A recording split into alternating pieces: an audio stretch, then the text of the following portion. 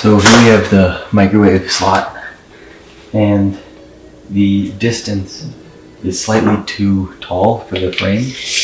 So I added a piece here so that the total distance was 17 or less inches.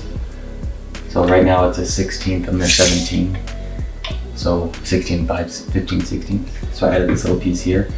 But then in order for the microwave to then properly be at the right height, I had to raise the panel back here as well.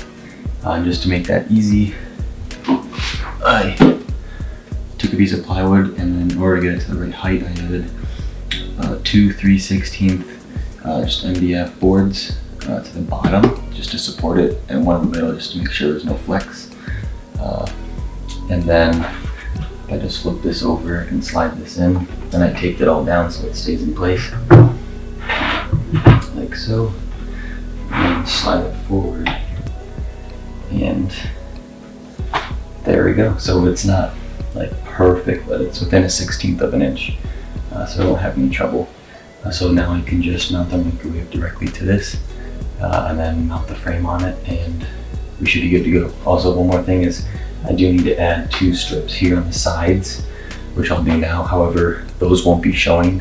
The whole frame will cover those up, so I could just make that out of this plywood, although I do have some white left over. That's just a slightly different white than this, so I'll probably use that. But this piece will be visible, and I put this in the exact same color as the cabinets, so that if you happen to look down here, you wouldn't notice the difference. And I could have just put this on the top, this piece here, but if I put it on the top, then you'd see this seam right here. And I just didn't want to see that every time I went through the cabinet, so I put it on the bottom so you would barely ever see it. And now that did cause me the trouble of having to raise this whole thing too, so it's a little extra work. But to me, like, these little things are worth the time and energy. One is it's kind of fun to solve the problem rather than just putting it on the top, but 2, it's just like, I'm going to be living here, and I'd rather just do it right the first time than do it quickly, and then every single time I use the microwave I see this seam and it just pisses me off. So that's why I did this down here.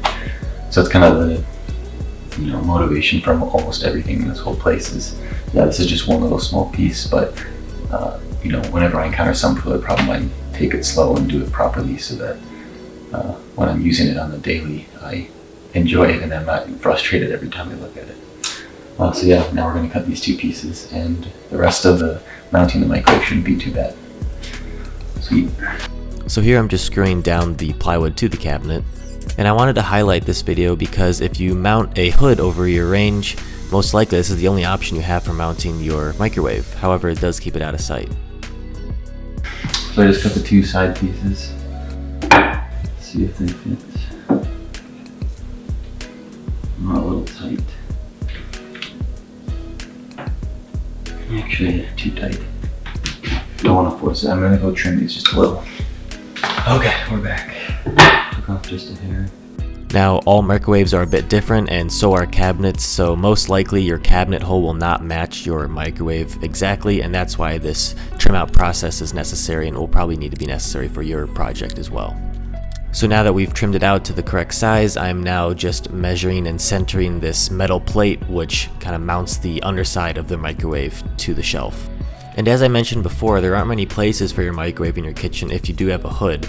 You can do an on-the-counter one, but that's not preferable, so a cabinet-mounted one is kind of your only option. But I'd like to hear from you guys, so leave a comment down below if you would have any problems with a built-in microwave that's beneath the counter. I've gotten a lot of mixed reviews, but I personally have had no issues, but some people might not like having to bend over, but it's also out of sight, so there's some pros and cons.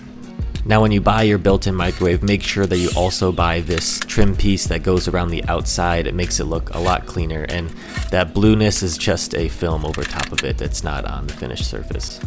And that's a wrap on this install. I think it's definitely worth doing yourself over having to pay another company to do it.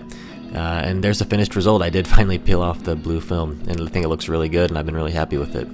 And as always, thanks for watching and happy building. Stay tuned next week to see the backsplash install.